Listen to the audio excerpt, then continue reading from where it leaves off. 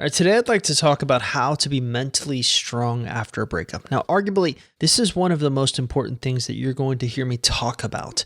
And perhaps the greatest irony of this all is that no one really wants to spend time thinking about it. Instead, usually what garners the most attention, the most clicks on YouTube, are the shallow ideas revolving around getting quick, ultimately meaningless results. So in my opinion, there are three core methods for how you actually need to stay mentally strong in the post-breakup period. That is adopting an I choose philosophy, learning that losing the guy is actually how you get the guy, and also your relationship with failure and learning to fail forwards instead of backwards. Again, there's a lot to talk about here, and perhaps we'll get a tad philosophical, but I truly believe this is the most important information that you need to be hearing after a breakup. So forget all of the strategies you know. Let's just talk about the most important thing, and that's getting your mind right. And that starts first with adopting an I choose philosophy. So when it comes to all aspects of life, I've actually noticed that people tend to be pretty reactive instead of active. This in and of itself may not initially seem like that big of a deal, but it can snowball into a situation where it kind of is. Most people are reactive to the world. Things happen to them and they react. Yet it's this very same person that reacts that often feels like they have no control. Let's take your love life as an example. You're here watching this video because of a reactive philosophy, most likely. Though you probably don't think of it that way. You fell for a guy, imagined he was the one, or at least harbored those hopes. Fell for a girl, imagined she was the one, at least harbored those hopes. But then they rejected you. And you immediately react to this in hopes to solve your problem. Now don't get me wrong, I'm happy that you're here. Hey, what's up? Welcome to the club. But until you understand that giving other people the ability to choose what you do and what you're thinking, and when you're doing it, is a core root of your problem, you probably can't be helped. Now, when you care what a man thinks or what a woman thinks, you give them the power to control how you feel. So when you care about what your parents think, you give them the ability to control how you feel. And yes, the same goes with friends. So here's how we're going to fix this. From now on, you choose who you date. Not a man, not a parent, not society, not even me. You choose. Now, I know you can nod your head in agreement to this concept, but I've been doing this long enough to know that somewhere along the way, something will happen and you'll let other people choose your life for you. When this happens, people often complain of circumstance. Well, this breakup happened because he said he doesn't love me anymore, or he said we can't be together because the timing isn't right. Some women I've seen even blame themselves. I'll never succeed because I'm not worthy of love. Why does this always happen to me? Why don't men love me? Why can't I ever find the run? Are you noticing a common theme here? Each one of these pretend scenarios revolve around you letting other people dictate how you feel. In essence, you're letting other people choose the circumstances of your life for you. Now, most people think that this ownership involves listening to what past lovers or friends has criticized you over. From now on, you are going to choose. And probably one of the best mindset shifts that you need is the lose the guy to get the guy mentality. Most people swear by playing hard to get. And creating a fear of loss, it kind of works. You create a fear of loss so great that the guy you want will suddenly pay attention to you and take action towards making you his forever. Fear of loss can work. I've seen it happen more times than I can count. But there's another element at play here that I think matters more. Intent. I think we can both agree that there's a difference between someone who's playing hard to get with a reverse psychology intent versus someone who's playing hard to get because they've simply become so enthralled with other aspects of their life that it looks like they're playing hard to get when they're just really enjoying their life. And this is really the hidden key that I feel a lot of people miss out on. Intent matters. One person hasn't acknowledged failure. Instead, they've let that failure define them by trying to make a man fall for them. The other person gets to this place emotionally where they don't care if a guy falls for them. If he does, great. If he doesn't, great. And there's a bit of a stoic philosophy in that. Now, the stoic acknowledges that certain things are out of their control. You can't control the weather, you can't control society, you can't control other people. All you can control is you. So that becomes their sole focus in life. They put an intense focus on the factors of their life that they can control and refuse to be impacted by things that they cannot control. In other words, they're willing to lose the guy and by default get the guy because something is different about them. So let's do something that I know you absolutely don't want to do. Let's talk about failure. Now, at their core, people buy my programs or take coaching sessions with my coaches because they are interested in making an uninterested man interested in them. What a tongue twister that is. Most people don't want to acknowledge failure. They don't want to consider the fact that the guy they so desperately won't want them back in return. And yet, it could happen. What makes someone ungettable to me isn't the fact that they get all the guys or they get all the girls. It's the fact that they face this reality and are unfazed by it. And I mean, they're truly unfazed by it to the point where it doesn't even become a blip on the radar. They're willing to lose the guy truly. And the irony is that the result is often the opposite. Men and women seem fascinated by this. They've never encountered someone who's reacted this way in a relationship. And perhaps the best tool with which I can give you going forward is how to view failure and your ability to learn to fail forwards.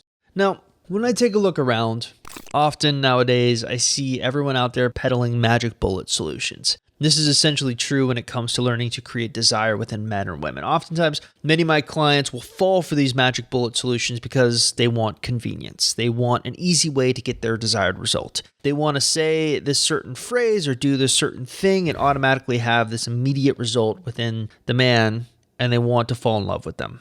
The reality is it doesn't really work that way. And this is kind of the hidden point that I've been sort of getting at as we've been going through this discussion. So what actually works? Well, honestly, it's all the stuff that you're doing when no one is looking. You want to get mentally strong after a breakup? It's the stuff that no one's going to be paying attention to. It's working your trinity, working on your magnum opus, having the right mentality, embracing this sort of ungettable mindset, this lose a guy to get the guy. Those are the things that create the foundation that makes everything work. And the funny thing is that no one really tells you the fact that if you're trying to do those magic bullet solutions, you say this really sexy phrase, you do this really sexy thing. Usually those aren't effective until you do all the stuff that you don't want to do. The trinity work, the magnum opus work, the mentality work, the ungettable mindset. That's what makes those things ultimately work. And here we come to what I like to think of as a crossroads, which is failure and how you deal with it. I want you to look at the difference between someone who's ungettable and someone who's not ungettable. And really, the difference between the two is their perception of failure. And I will admit, this took me a really long time in my own life to learn, and I'm still learning it, to be honest with you. And it's going to take you a long time to learn. I'm not expecting you to go through this discussion and immediately have it click for you. It doesn't work that way. So what do I mean by perception of failure? Well, everyone likes to think of themselves as above average. We don't really like to think of ourselves as middling or below average. Some of us maybe even have that perception of ourselves after we've been beaten down by failure. We try something, it doesn't work out the way we're expecting. We attract this person, it doesn't work out the way we're expecting. And we're kind of caught in this self-fulfilling prophecy while you're sitting there and saying, man, I suck. This isn't working for you. I'm not sure if I'm worthy to be of a man's love or something, whatever thing you get caught up in. It all starts from failure. You try something and you fail. And the one thing that struck me as what made people successful in this post-breakup period and what made people unsuccessful in the post-breakup period was their ability to respond towards failure. They did not let it break them. In fact, instead of looking at it like this horrible misfortune of events, they kind of looked at it like an opportunity to learn and improve, almost a fun problem to have. I realize it's really easy for me to sit up here in my high castle and be looking down and saying, do this, it's easy. It's not. The problem is usually when you experience failure, the harder you want it, the worse the failure feels. And it's really hard in those emotional moments to take control of your emotions and look at the failure as a fun problem. It's not. You feel like you're going to be alone forever. You feel like you're going to be unworthy. You feel like, why is this always happening to me? Your mind takes control and you let fear dictate your life. You let that failure overcome you. But the truth is, though, that failure is a lot more common than success.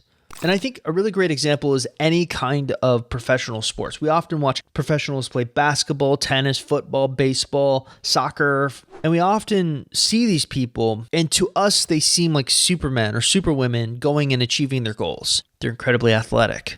Oftentimes, you'll hear announcers talk about how athletic this person is. Baseball, this person's a 5-tool player. But the truth is that that person has failed way more times than they have succeeded.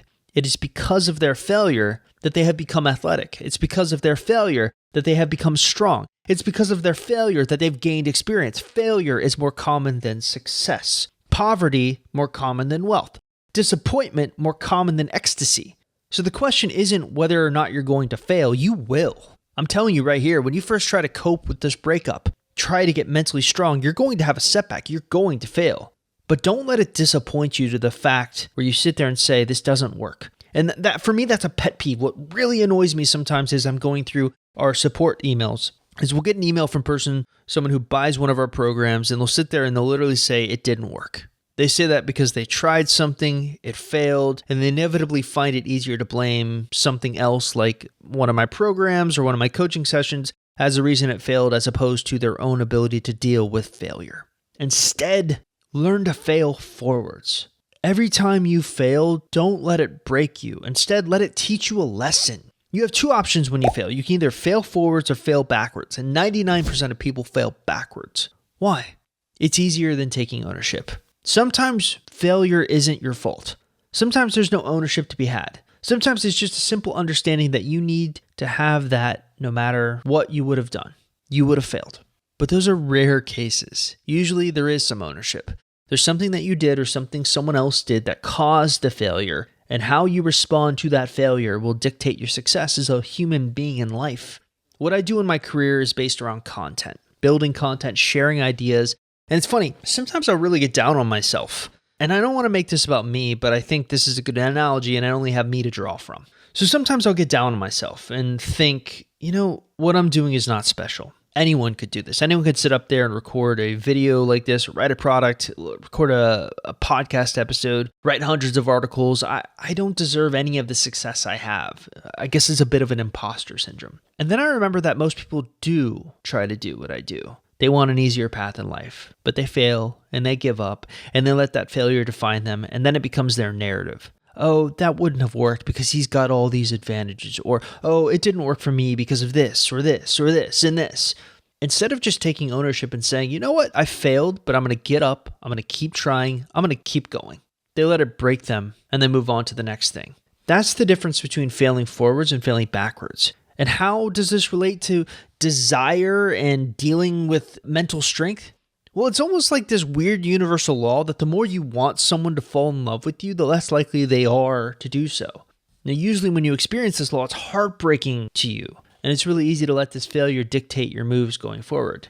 Instead of looking at it like that, look at it like this. Your failure has taught you a valuable lesson behind what worked and what didn't work. It allows you to take a step back, look at your situation and say, going forward, I'm going to do this instead, or going forward, I'm going to do that instead. And by taking that ownership, which is really hard to do, it's really hard to sit there and take blame when you feel like things are out of your control or you feel like it wasn't your fault. But if you can take that ownership and be kind to yourself when you do so, you'll notice that you tend to have more successes after the failures. Failure is the foundation to your success. This is the secret that no one wants you to know, and it's the most cliched. So here's my ask for you. Whenever you encounter failure from this point forward, I don't want it to define you. Instead, I want it to make you. Remember, failure is more common than success, but failure will be the reason for your success.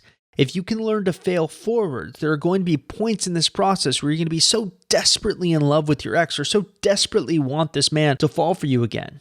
And my point is, if it doesn't happen, and you will absolutely encounter that failure, do not let it break you. Instead, take it, learn from it, and try to do something different. Fail forwards.